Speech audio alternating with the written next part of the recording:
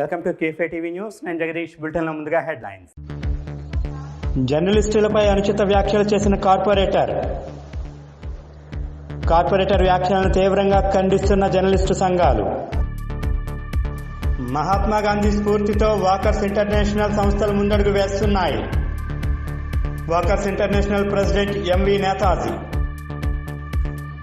సుస్థిర సమగ్రాభివృద్ధి లక్ష్యాలను సాధించేందుకు ప్రతి శాఖ కృషి చేయాలి.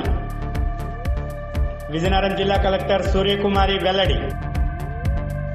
అనంతపురం జిల్లా పెనుగొండ నియోజకవర్గం రొద్దంపెన్నా నదిలో ఇసుక అక్రమ రవాణా ఆపాలి.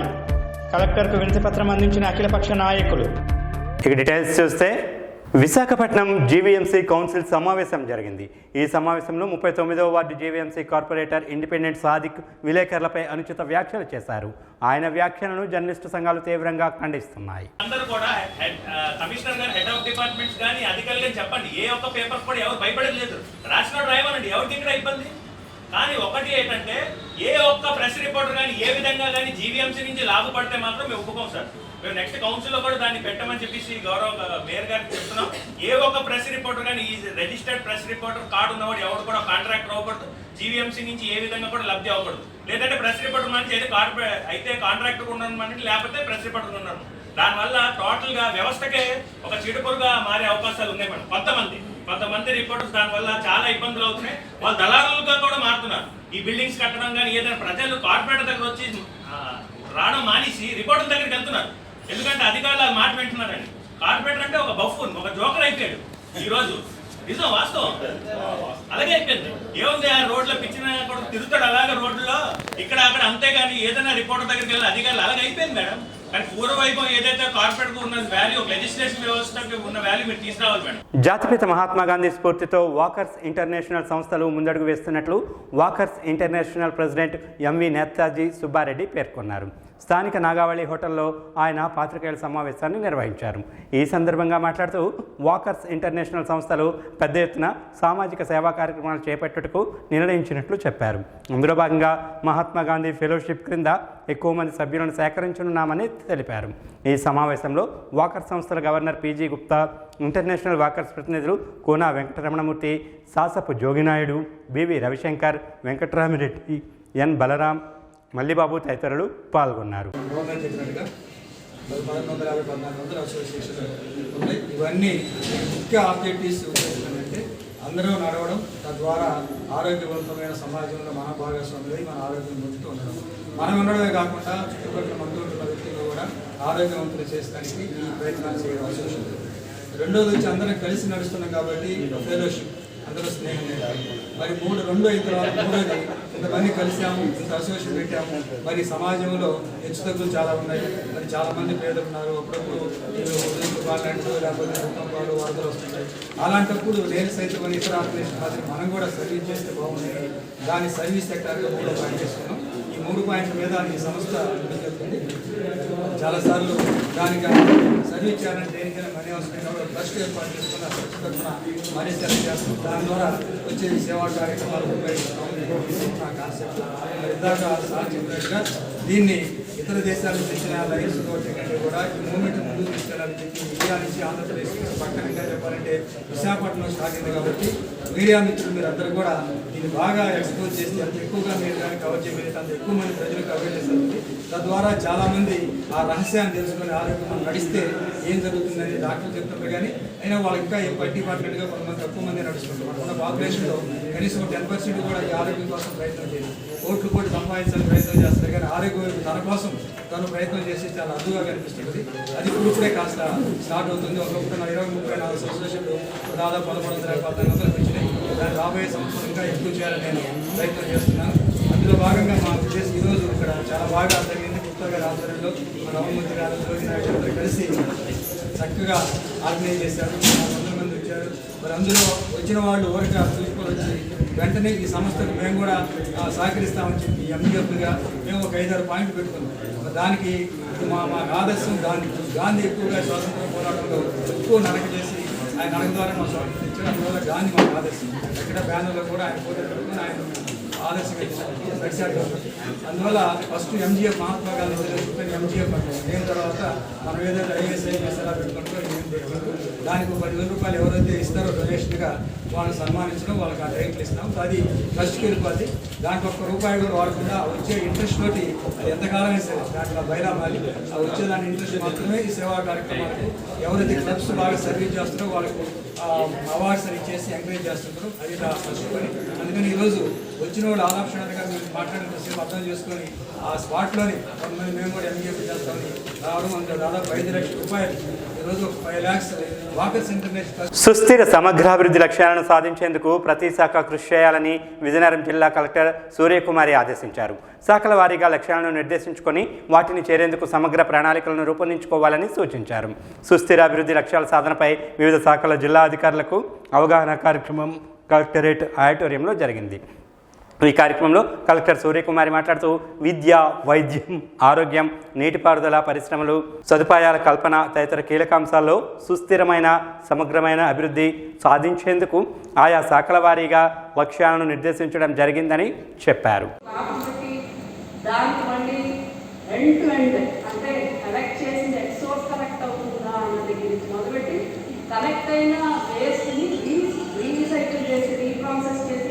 మళ్ళీ మనం దాని నుంచి ఏదైనా చేయగలుగుతున్నామా లేదా అనే దాంట్లో కూడా ఒక సైకిల్ క్రియేట్ చేసి ఆ సైకిల్ మొత్తం సరిగ్గా ఇంప్లిమెంట్ అవుతుందా లేదా అన్న దాకా రైట్ చేసింది. అది అట్మోస్ట్ ఇంపార్టెన్స్ అవుతుంది.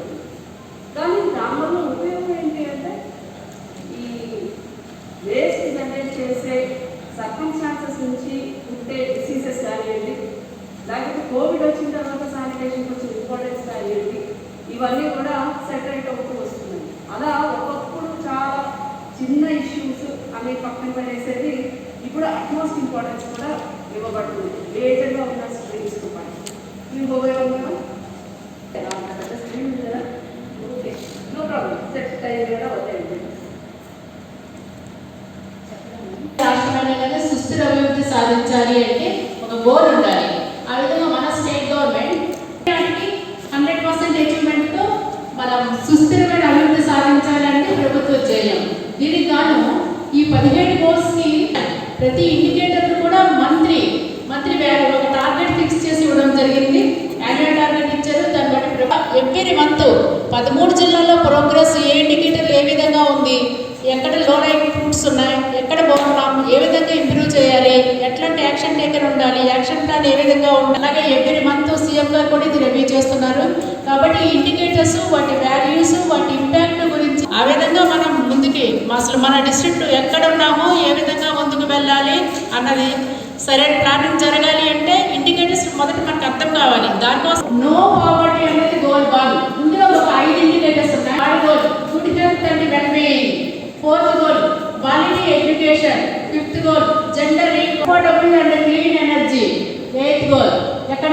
అనంతపురం జిల్లా పెనుగొండ నియోజకవర్గం రొద్దాం పెన్నా నదిలో ఇసుక అక్రమ రవాణా ఆపాలని, ఇసుక తరలిస్తే భూగర్భ జలాలు ఇంకిపోయి నీరు లేక రైతులు ఇబ్బందులు పడతారని తెలియజేస్తూ అఖిలపక్షం తరపున పెనుగొండ సబ్ కలెక్టర్కి వినతిపత్రం అందజేశారు. తెలుగుదేశం పార్టీ హిందూపురం పార్లమెంట్ అధ్యక్షులు బీకే పార్థసారథి అఖిలపక్ష నాయకులు.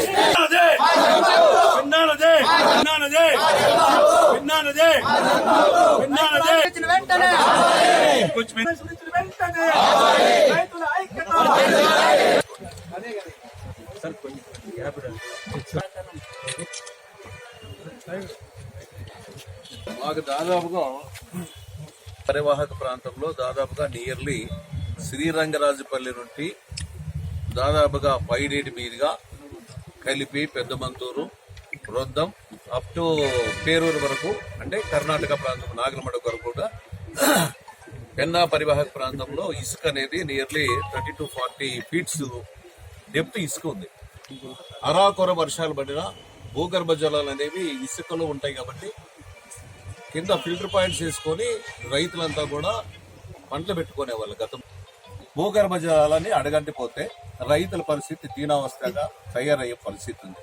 ఏది తీసుకున్నా కట్టేదానికి కన్స్ట్రక్షన్ కి జేఈ ఇంజనీర్స్ ఎస్టిమేట్స్ ప్రకారం కానీ సంబంధించిన శాఖ వాళ్ళ ఉత్తర్వులు ఇన్ని టిప్పర్లు కావాలి భవనానికి కానీ దీనికంటే మేము ఎవరు అభ్యంతరం చెప్పము.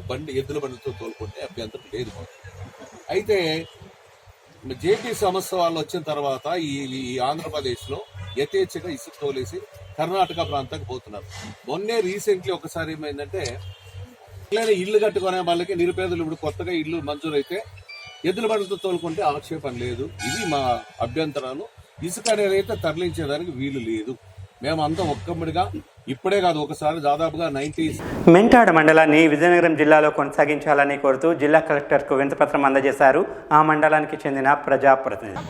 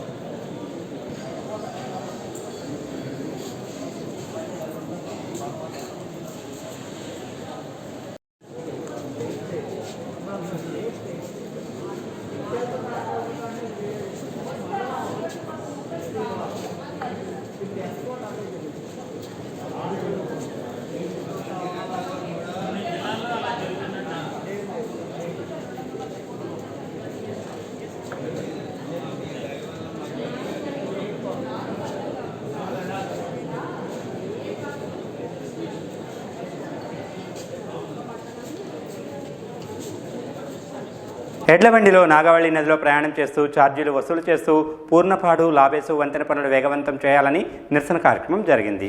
వంతెన పనులు ఫిబ్రవరి 21వ తేదీలోపు ప్రారంభించకపోతే వంతెన వద్ద వంటావార్పు నిరాహార దీక్ష చేస్తామని, అసంపూర్తిగా వదిలేసిన వంతెన పనులు ఫిబ్రవరి 25వ తేదీలోపు ప్రారంభించకపోతే వంతెన వద్ద వంటావార్పు నిరాహార దీక్ష చేస్తామంటూ నదిలో నాటుబండితో సోమవారం వినూత్న రీతిలో పూర్ణపాడు లాబేసు మరియు అవతల గ్రామాల ప్రజలకు 10 రూపాయలకు టికెట్ రావాలంటూ నిరసన కార్యక్రమాన్ని తెలియజేశారు.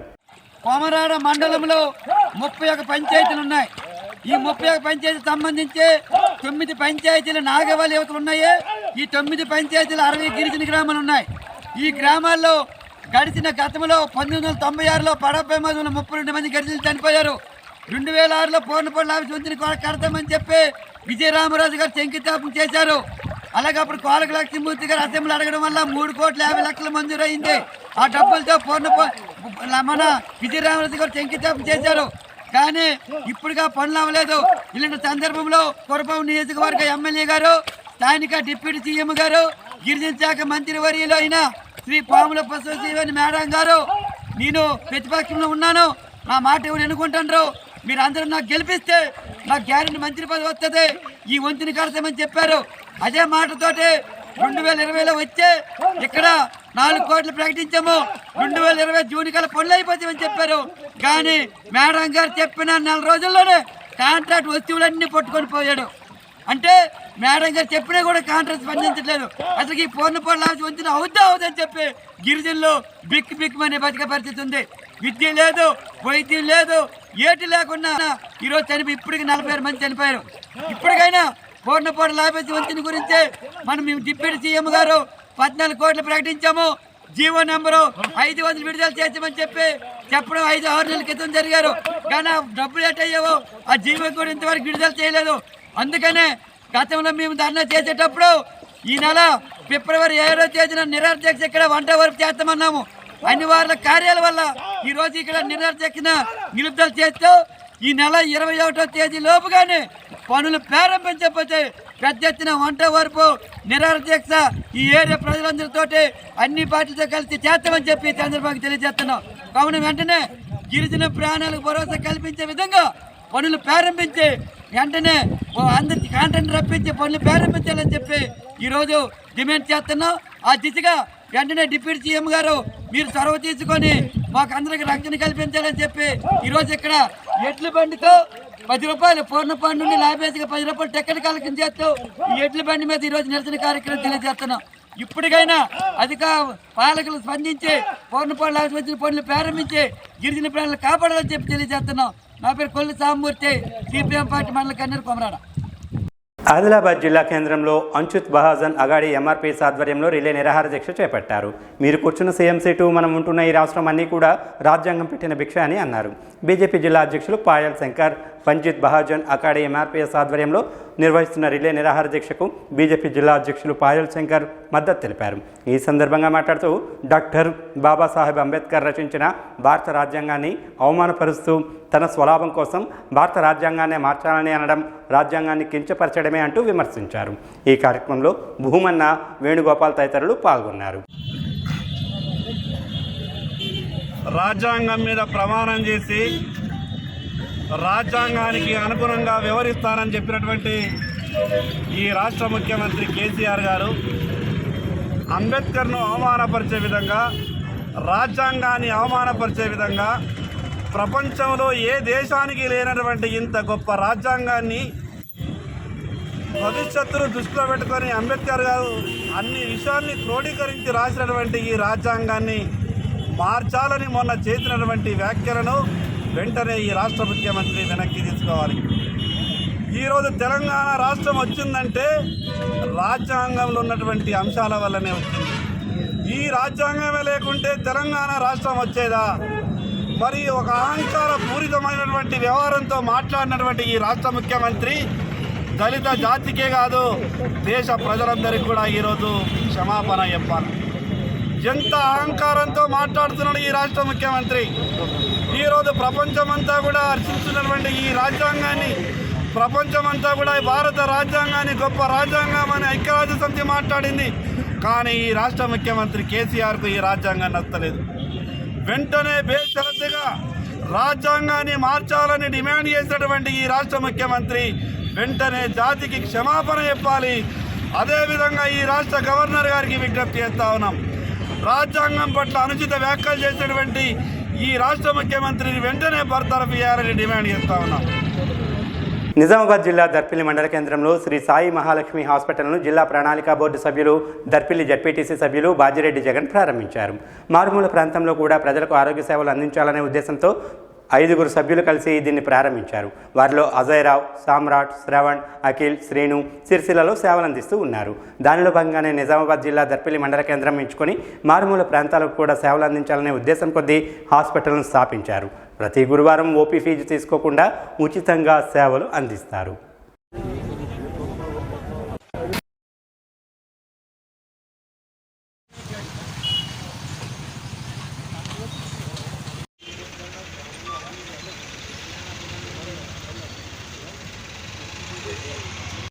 కెమెరా కింది కాను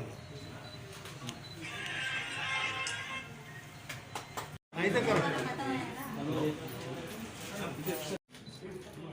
నా ఇటు చూడండి కెమెరా కింది కాను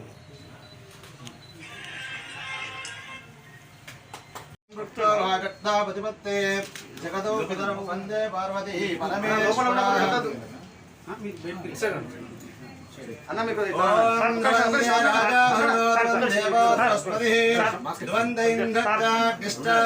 రాష్ట్రం ధారతాంధ్రో